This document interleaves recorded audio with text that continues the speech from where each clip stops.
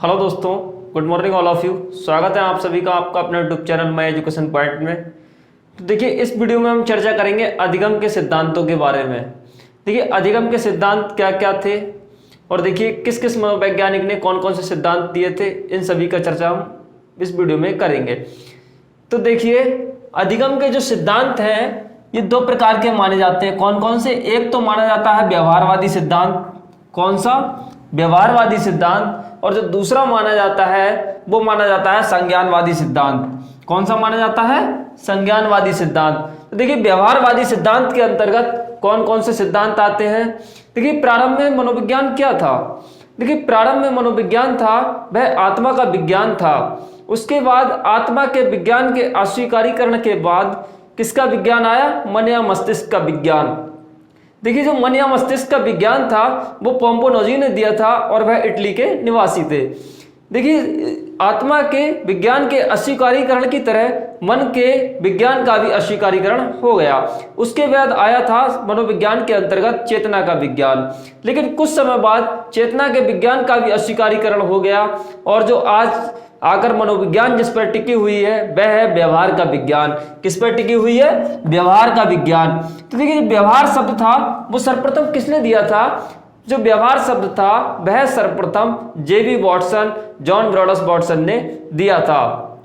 लेकिन जो व्यवहार शब्द का प्रयोग है वह जो सर्वप्रथम प्रयोग किया था वो विलियम मैकडूगल ने अपनी पुस्तक द आउटलाइन ऑफ साइकोलॉजी में किया था। तो देखिए, जो व्यवहारवादी सिद्धांत क्या है, जो मनोवैज्ञानिक या जो भी मनोवैज्ञानिक व्यवहार के सिद्धांत को अपनाते हैं अर्थात वह मनोवैज्ञानिक व्यवहारवादी मनोवैज्ञानिक कहलाते हैं।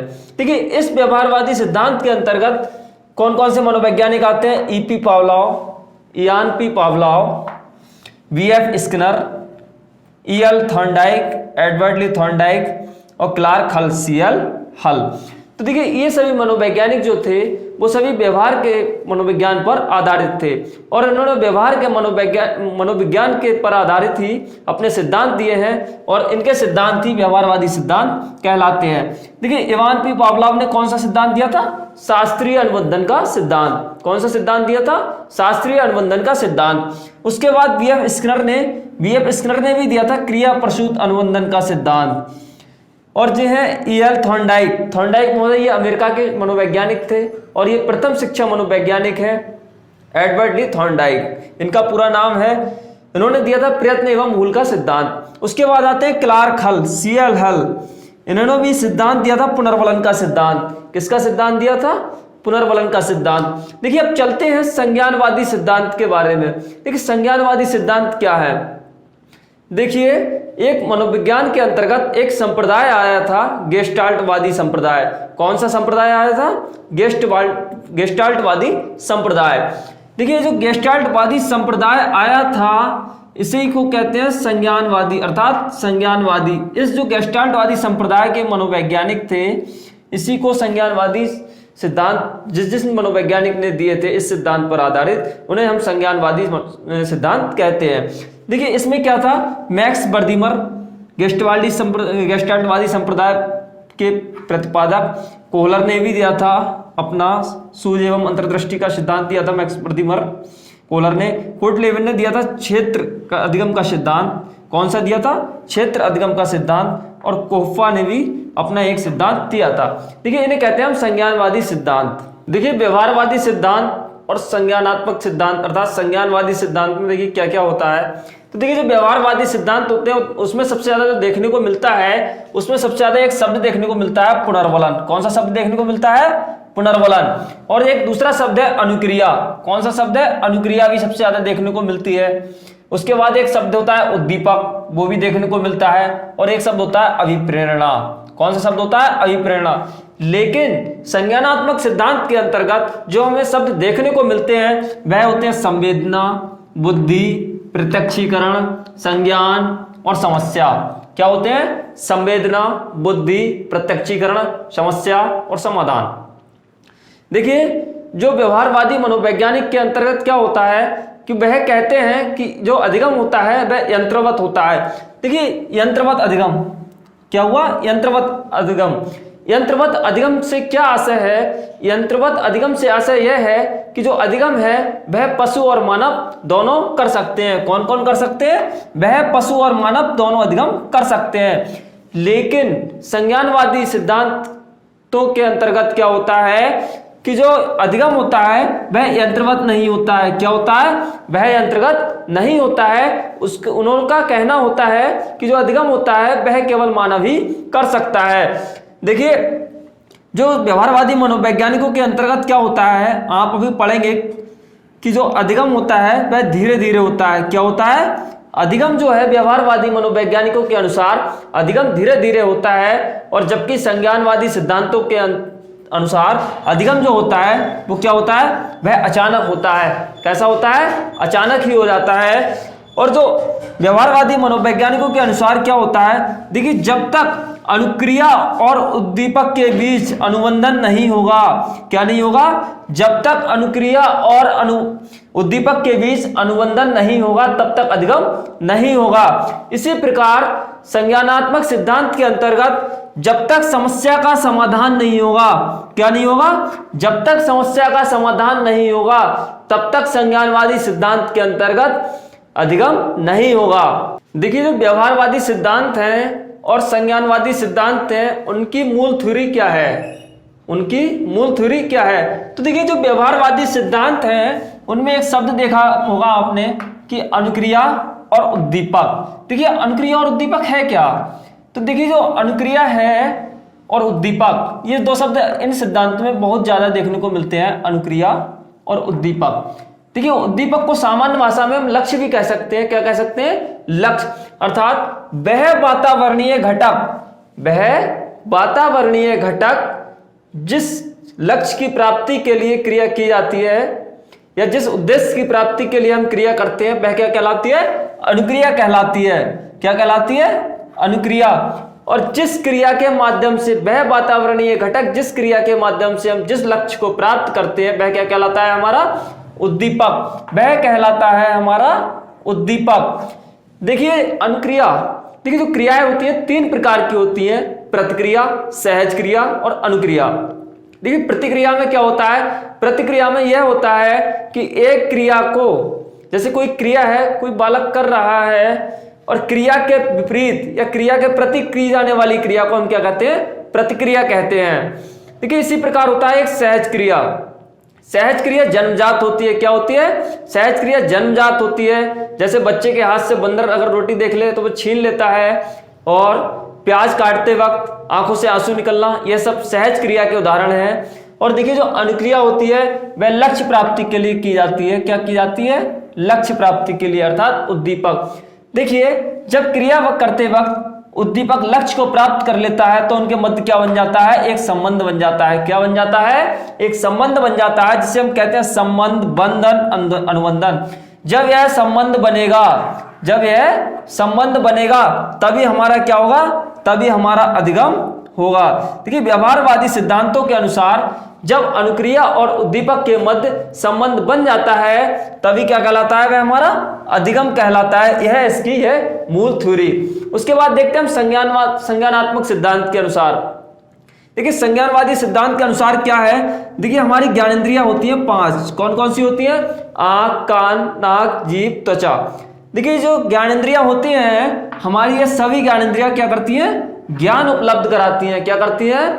ज्ञान उपलब्ध कराती हैं। जैसे हम मानते हैं एक आदमी यहाँ लेटा हुआ है। देखिए, एक आदमी यहाँ लेटा हुआ है, देखिए इस तरीके से लेटा हुआ है, और इस पे कोई कीड़ा गिर जाता है, या बिना शर्ट या बिना टी शर्ट के लेटा हुआ है और इस पे कीड़ा गिरता है, तो देखिए त्वचा क्या करती है? त्वचा तुरंत ज्ञान कराती है। वह सो रहा होता है लेकिन उसे फिर भी पता लग जाता है कि मेरे ऊपर कोई गिरा है। देखिए, यह तो हुई संवेदना। क्या हुई? कि कोई संवेदना हुई कि कीड़ा या कोई गिरा है इसके ऊपर। उसके बाद प्रत्यक्षीकरण। उसके बाद क्या होता है? वह सोचता है पता नहीं क्या है, सांप है या छिपकली है या क्या गिरा है मेरे ऊपर। तो देखिए, प्रत्यक्षीकरण में उसके बाद अगला आता है प्रत्यक्षीकरण। देखिए, प्रत्यक्षीकरण में वह क्या करता है? नाम पता करता है, पहचान करता है, उसकी व्याख्या करता है। देखिए जब उसके ऊपर कीड़ा गिरा तब वह सोचता है कि यह कहीं सांप तो नहीं है, यह कहीं छिपकली तो नहीं है। फिर उसकी क्या करता है, वो पहचान करता है। फिर उसकी व्याख्या देखिए किस प्रकार करता है कि वह सोचता है अगर इसे काट लेता तो ये हो जाता, या काट लेगा तो ऐसा हो जाएगा, बचने की कोई उम्मीद नहीं रहेगी, ऐसा सोचता है। देखिए इस बात को क्या लेता है, वह संज्ञान में लेता है। फिर देखिए संज्ञान में लेता है किस बात को, वह इस बात को संज्ञान में लेता है। और संज्ञान से क्या होती है, सूझ उत्पन्न होती है। क्या होती है, सूझ उत्पन्न हो जाती है संज्ञान से। और सूझ से क्या होता है, सूझ से क्या होता है, सूझ से समस्या समाधान हो जाती है। क्या हो जाती है, सूझ से समस्या समाधान हो जाती है। और जब समस्या का समाधान हो जाए, जब समस्या का समाधान संज्ञानवादी सिद्धांतों के अंतर्गत हो जाए तभी वह अधिगम होता है। क्या होता है, तभी वह अधिगम होता है। जब समस्या का समाधान हो गया तब अधिगम वह कहलाएगा। देखिए अब हम पढ़ेंगे व्यवहारवादी सिद्धांतों के अंतर्गत E.L. थॉर्नडाइक का सिद्धांत। कौन सा सिद्धांत पढ़ेंगे, प्रयत्न एवं भूल का सिद्धांत जिन्होंने दिया था। देखिए E.L. थॉर्नडाइक कौन थे, देखिए एडवर्ड ली थॉर्नडाइक इनका पूरा नाम है। यह अमेरिका के मनोवैज्ञानिक थे। कहाँ के थे, यह अमेरिका के मनोवैज्ञानिक थे। देखिए इन्होंने एक पुस्तक लिखी थी शिक्षा मनोविज्ञान, एजुकेशन साइकोलॉजी, जो 1913 में इन्होंने एक पुस्तक इनकी हुई थी रिलीज। देखिए उसी टाइम इन्होंने प्रयत्न एवं भूल का सिद्धांत, ये काफी फेमस हुआ था इनका।